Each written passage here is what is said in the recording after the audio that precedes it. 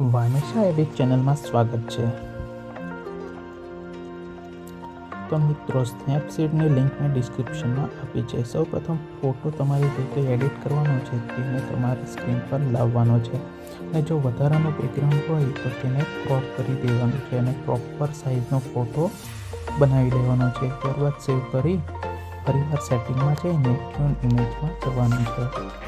એમાં તમારે બ્રાઇટનેસ એ +28 રાખવાની છે. ફોટાના બરાબર કોન્ટ્રાસ્ટ તમારે વધારીને 80 સમથિંગ કરવાનું છે. તમે તમારા ફોટાના હિસાબે સેટ કરી શકો છો. મારે આ ફોટા પ્રમાણે મેં 80 રાખ્યું છે. સેચ્યુરેશન તમારે -100 રાખવાનું છે અને રેડિયન્સ તમારે +36. હાઇલાઇટ તમે સેટ કરી શકો છો અહીંયા +13 પ્લસ એરિયા તમે સેટ કરી શકો અને શેડો -13. આ બધા સેટિંગ તમારે તમારા ફોટો અનુસાર તમે રાખી શકો અથવા આ જે તમે સેટિંગ કર્યા છે તેનો તમે સ્ક્રીનશોટ બી લઈ શકો છો અને તમે આ પ્રમાણે સેટિંગ કરીને તમે ફોટો બનાવી શકો છો. એટલા સેટિંગ થઈ જાય ત્યારબાદ તમારે ફોટાને ઓકે ક્લિક કરી દેવાનું છે. એનો સ્ક્રીનશોટ બી લઈ લેજો. ત્યારબાદ ફોટાને ડિટેલમાં જવાનું છે. સેટિંગમાં જઈ ડિટેલમાં જઈને તમારે સ્ટ્રક્ચરને 100 કરી દેવાનું છે અને શાર્પનિંગ પણ તમારે 100 રાખવાનું છે. ત્યારબાદ સેવ કરી લેવાનું છે. ત્યારબાદ તમારે મિત્રો જવાનું છે પોર્ટ્રેટમાં. પોર્ટ્રેટમાં જઈને તમારે સ્પોટલાઇટ 1 સિલેક્ટ કરવાનું છે, પણ તમે તમારી રીતે સ્પોટલાઇટ 2, સ્મૂથ 1, સ્મૂથ 2, આઈઝ 1 તે બી સિલેક્ટ કરી શકો છો. પણ આપણે જે ફોટા પ્રમાણે સ્પોટલાઇટ 1 રાખવાનું છે. ત્યારબાદ ઓકે ક્લિક કરી દેવાનું.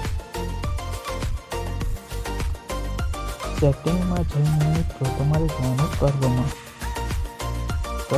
તમારે જઈને જે કયા પોઈન્ટ છે તેને ઉપર લઈ જવાનો છે અને જે કોઈ ચેનલ છે એ ચેનલ તમારે સિલેક્ટ કરવાની છે તેને બતાવીએ.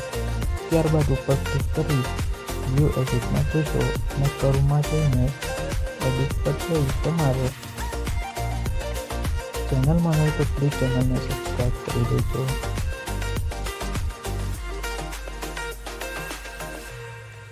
તમારે પાછળનું જે કંઈ બેકગ્રાઉન્ડ છે મિત્રો, આમાં તો વ્હાઇટ છે, તમારે કંઈ અલગ કલરનું હોય તો તેને વ્હાઇટ બેકગ્રાઉન્ડ કરી દેવાનું છે.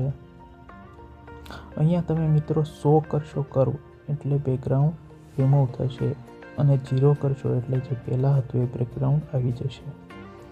તે થઈ જાય ત્યારબાદ ફોટાને સેવ કરી લો અને તમારે જે કંઈ બેકગ્રાઉન્ડ ઉપર ફોટો રાખવાનો તેને ઓપન કરો અને ડબલ એક્સપોઝરમાં જઈને આપણે જે કંઈ ફોટો સેવ કર્યો હતો તેને ઓપન કરો અને તેને બરાબર વચ્ચોવચ્ચ સેટ કરો.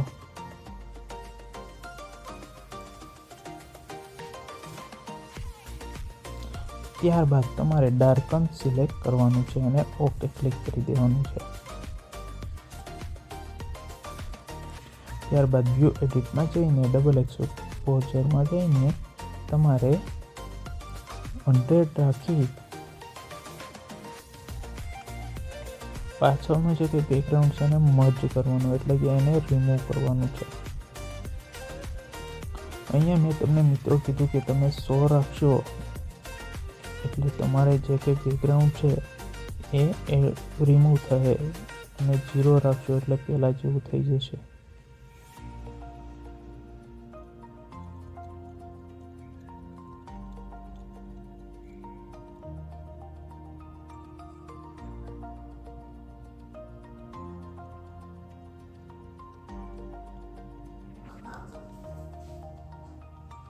તો આ સેટિંગ મુજબ તમારે તમારા ફોટાને બરાબરનો સેટ કરી ઓકે ક્લિક કરીને સેવ કરી દેવાનું છે.